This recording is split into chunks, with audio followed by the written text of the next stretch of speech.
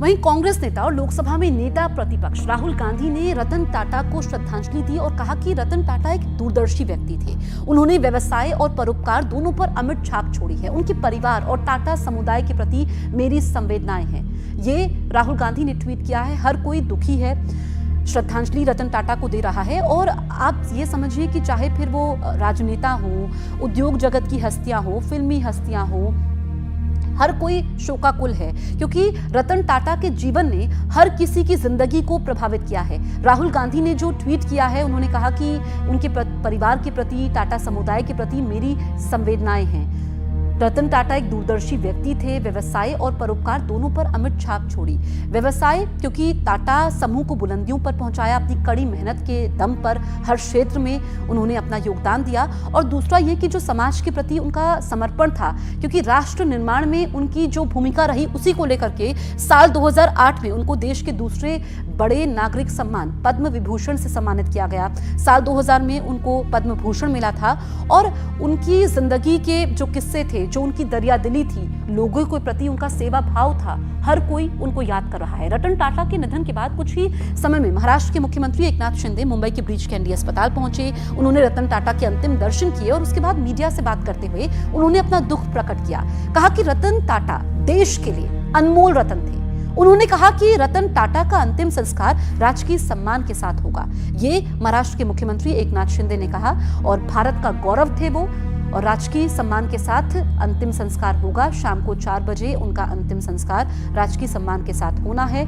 और एकनाथ शिंदे जो कि महाराष्ट्र के मुख्यमंत्री हैं, उन्होंने कहा कि भारत ने एक अनमोल रतन खो दिया है। रतन जी टाटा एक जीवित किंवदंती थे, मैं उन्हें अपनी श्रद्धांजलि अर्पित करता हूँ। हर कोई शोकाकुल है क्योंकि बहुत सारे लोग ऐसे हैं, जब हम आज सोशल मीडिया के दौर में हैं, कि उनसे मिलने की इच्छा अधूरी रह गई। एक ऐसे उद्योगपति जिनसे हर उम्र के लोग प्रभावित रहते थे। युवाओं के लिए तो वो रोल मॉडल थे, उनकी तरह बनना चाहते थे क्योंकि उन्होंने एक एम्पायर तो खड़ा किया, लेकिन जिस सादगी से वो जीवन जीते थे, जितने वो विनम्र थे, जो उनका सेवा भाव था, समर्पण था, वो हर किसी के लिए गौरव था। रतन टाटा जी हमारे में नहीं रहे, ये बहुत ही वेदनादायी दुखद घटना है हमारे लिए, पूरे देश के लिए। पूरे देश का एक अभिमान था, हमारे महाराष्ट्र का भी अभिमान था। महाराष्ट्र के सीएम एकनाथ शिंदे के साथ ही डिप्टी सीएम देवेंद्र फडणवीस भी रात में ही ब्रीच कैंडी अस्पताल पहुंचे थे। उन्होंने भी रतन टाटा के निधन पर शोक व्यक्त किया। तो एक एक करके वहां पर अस्पताल में हमने देखा कि राजनेता पहुंचे, देवेंद्र फडणवीस को आप देख सकते हैं, और उन्होंने भी संवेदना अपनी प्रकट की, याद किया किससे लोग याद कर रहे हैं जब उनसे मुलाकात होती थी, कैसे वो प्रेरणा का स्रोत हमेशा रहे। रतन टाटा जी ये एक बहुत ही सफल उद्योगपति तो थे ही, लेकिन उससे भी बड़े व्यक्ति के रूप में हम उनको देखते हैं, क्योंकि जिस प्रकार से उन्होंने देश के लिए और समाज के लिए काम किया है, उन्होंने केवल सफल उद्योग नहीं खड़े किए, एक विश्वासार्हता खड़ी की, एक ऐसा ब्रांड खड़ा किया जिसने हमारे देश को एक ग्लोबल इमेज दी। वहीं कल रात में ही रतन टाटा के निधन के बाद रिलायंस इंडस्ट्रीज लिमिटेड के चेयरमैन मुकेश अंबानी भी मुंबई के ब्रीच कैंडी अस्पताल में पहुंचे। उन्होंने रतन टाटा के अंतिम दर्शन किए। मुकेश अंबानी ने कहा कि देश ने अपने एक दयालु बेटे को खो दिया। उन्होंने कहा कि उन्होंने एक अच्छे मित्र को खो दिया। उन्होंने रतन टाटा के निधन को हर भारतीय के लिए एक बड़ी क्षति बताया।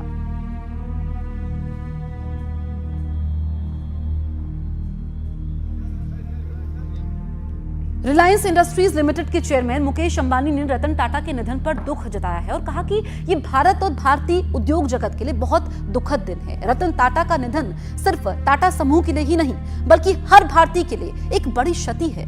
व्यक्तिगत स्तर पर रतन टाटा के निधन ने मुझे बहुत दुख पहुंचाया है, क्योंकि मैंने एक प्रिय मित्र खो दिया है। उनके साथ मेरी प्रत्येक बातचीत ने मुझे प्रेरित और ऊर्जावान बनाया। उनके चरित्र की महानता, उनके द्वारा अपनाए गए उत्कृष्ट मानवीय मूल्यों के प्रति मेरा सम्मान बढ़ाया। रतन टाटा एक दूरदर्शी उद्योगपति और परोपकारी व्यक्ति थे, जिन्होंने हमेशा समाज की भलाई के लिए प्रयास किया। श्री रतन टाटा के निधन के साथ ही भारत ने अपने सबसे शानदार और दयालु पुत्रों में से एक को खो दिया है। श्री रतन टाटा ने भारत को दुनिया भर में पहुंचाया, दुनिया की सर्वश्रेष्ठ चीजों को भारत में लाया। उन्होंने टाटा घराने को संस्थागत रूप दिया, इसे एक अंतर्राष्ट्रीय उद्यम बनाया, जिसने 1991 में चेयरमैन का पद संभालने के बाद से टाटा समूह को 70 गुना से अधिक बढ़ाया। रिलायंस, नीता और अंबानी परिवार की ओर से मैं टाटा परिवार और पूरे टाटा समूह के शोक संतप्त सदस्यों के प्रति अपनी हार्दिक संवेदना व्यक्त करता हूं। रतन, आप हमेशा मेरे दिल में रहेंगे। ओम शांति। ये मुकेश अंबानी ने कहा है और काफी दुख उनको पहुंचा है। मुकेश अंबानी ने कहा कि उन्होंने अपने प्रिय मित्र को खो दिया। उनका जो जीवन रहा है, व्यक्तिगत जीवन रहा है, उन्होंने हमेशा लोगों को प्रेरित किया है। अपनी मुलाकात का भी मुकेश अंबानी ने जिक्र किया कि जब भी मैं उनसे मिलता था मैं ऊर्जावान हो जाता था, मुझे प्रेरणा मिलती थी। और ऐसे में इस वक्त हर कोई शोकाकुल है, गमगीन है, रतन टाटा को याद कर रहा है, क्योंकि ऐसे बहुत कम लोग होते हैं जो लोगों की जिंदगी में इतना प्रभाव डालते हैं, जो जिंदगी को छू लेते हैं, लोगों के दिलों में अमिट छाप छोड़ जाते हैं। रतन टाटा जो किसी पहचान के मोहताज नहीं थे, उनकी जो सादगी थी, उनके जो जीवन के किस्से थे, उनकी दरियादिली थी, उनका जो समर्पण था, आदर्श थे, वो लोगों को हमेशा याद रहेंगे। वहीं सिंगर दिलजीत दोसांझ ने जर्मनी में अपने लाइव कॉन्सर्ट के समय रतन टाटा को श्रद्धांजलि दी। कल रात मशहूर उद्योगपति रतन टाटा का निधन हो गया। टाटा समूह के चेयरमैन एमिरेट्स रतन टाटा पिछले कुछ दिन से बीमार थे। रतन नवल टाटा ने मुंबई के ब्रीच कैंडी अस्पताल में अंतिम सांस ली। 86 वर्ष के थे।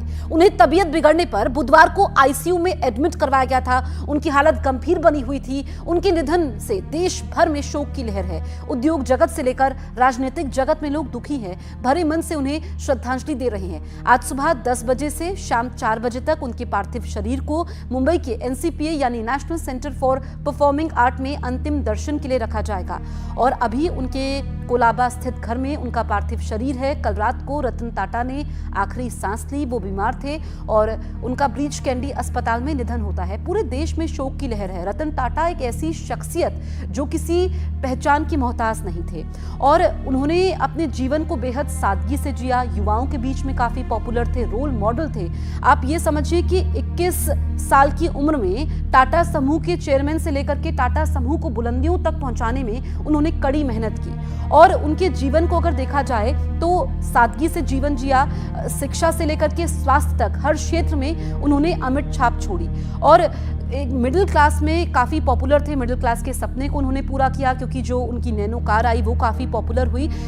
जीवन में इतनी ऊंचाइयों को छूने के बाद भी सरलता से अपना जीवन जीते थे। और उनके जाने के बाद आप समझिए कि हर क्षेत्र के लोग उनको याद कर रहे हैं, श्रद्धांजलि दे रहे हैं। और एक ऐसी शख्सियत जिनसे मिलने के लिए हर कोई आतुर रहता था, क्योंकि उनके बारे में कहा जाता है कि जब उन्होंने अपने करियर की शुरुआत की तो टाटा समूह में जब वो रहे उससे पहले उन्होंने मजदूरों के साथ काम किया ताकि वो समझ पाएं कि वो कितनी कड़ी मेहनत करते हैं, कैसे यहाँ तक टाटा अंपायर पहुंचा है। और कल जब उन्होंने अंतिम सांस ली तो हर कोई गमगीन हो गया। ब्रीच कैंडी अस्पताल में उनका निधन होता है। उनका पार्थिव शरीर इस वक्त घर पर है और सुबह 9:30 बजे कोलाबा में जो उनका घर है वहां से उनके पार्थिव शरीर को अंतिम दर्शन के लिए लेके जाया जाएगा एनसीपीए में, national centre for performing art में। और कोलाबा से एनसीपीए की दूरी 3 से 4 किलोमीटर की है। वहां पर लोग उनके अंतिम दर्शन कर पाएंगे और राजकीय सम्मान के साथ उनका अंतिम संस्कार शाम को 4 बजे होगा। तो आपको उनके अनमोल वचन भी बता रहे हैं कि अगर आपको दूर तक जाना है तो आपको साथ चलना होगा। अगर आप तेज चलते हैं तो खुद को अकेले पाएंगे। और आज भी उनके जो ये प्रसंग हैं, जो उन्होंने जीवन को लेकर के संदेश दिया, आज भी प्रासंगिक है और पीढ़ियों को उन्होंने प्रभावित किया है।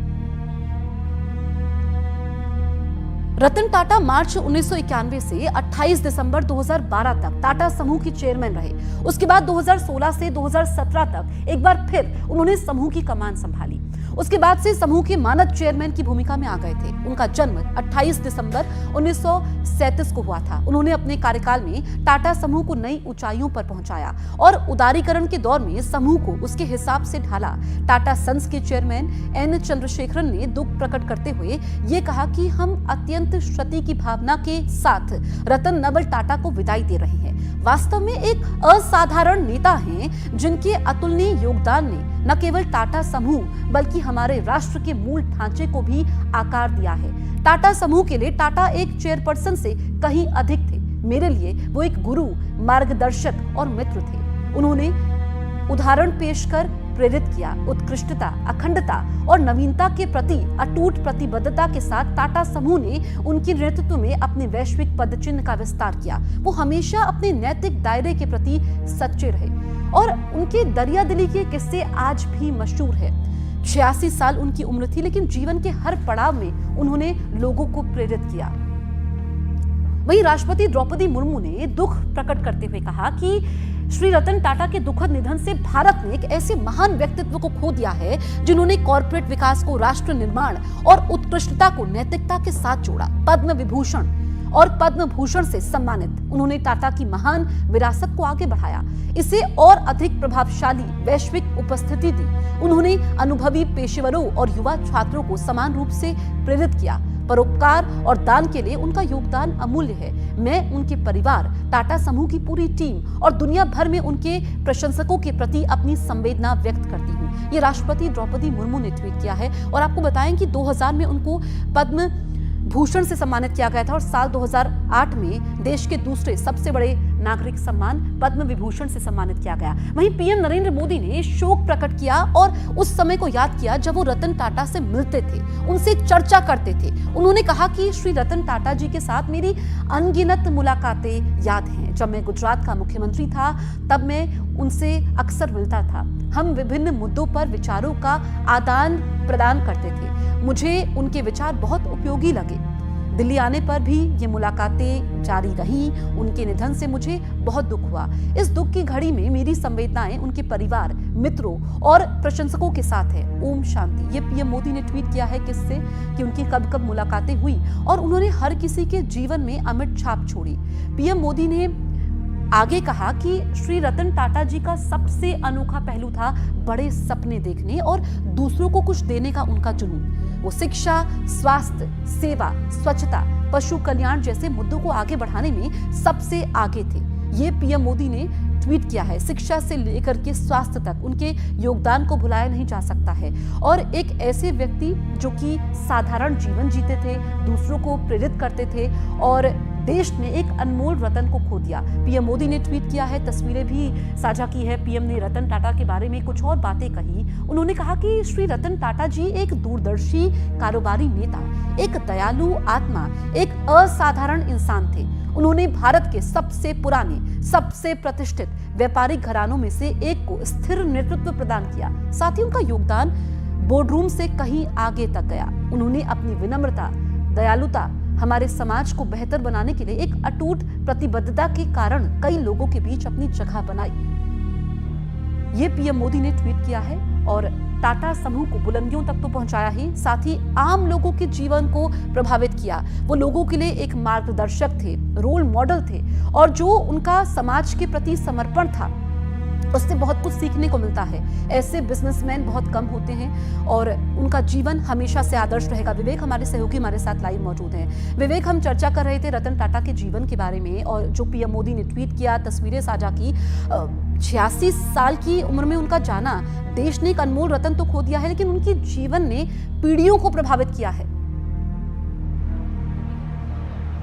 बिल्कुल जगह जसप्रीत, आपने देखिए रतन टाटा जी को बहुत लोग फॉलो करते थे, ना कि जो लोग कमिंग जनरेशन उनको फॉलो करती थी, बल्कि जो छोटे स्कूली बच्चे हैं वो उनको लगातार फॉलो करते थे। आपको बताना चाहेंगे जब भी रतन टाटा जी को समय मिलता था वो कल्चरल प्रोग्राम करते थे, स्टूडेंट से बहुत ज़्यादा लगाव करते थे। जो लोग बच्चे थे जो पढ़ाई कर रहे हैं उनके साथ लगातार संपर्क करते थे कि आने वाले दिनों में किस तरह से देश को आगे बढ़ाया जा सके, किस तरह से लोगों को मदद की जा सके, किस तरह से बिजनेसमैन, सक्सेसफुल बिजनेसमैन कैसे बनाया जाता है, उस दिशा में वो बच्चों से लगातार बात करते थे, कॉलेज स्टूडेंट से लगातार बात करते थे।